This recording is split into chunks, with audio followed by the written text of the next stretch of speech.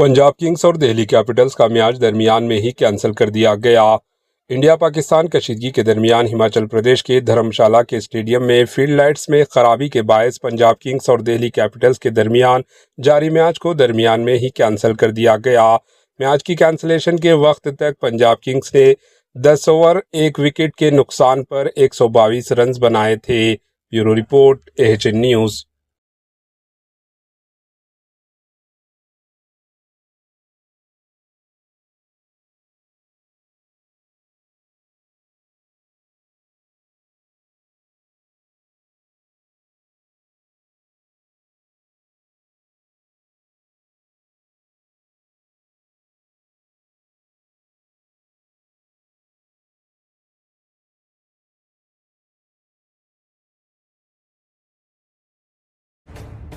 AHN news के YouTube channel को subscribe करें और बेल आइकन को दबाना ना भूलें ताकि आपको हर नई आने वाली वीडियो का नोटिफिकेशन बर वक्त मिल सके।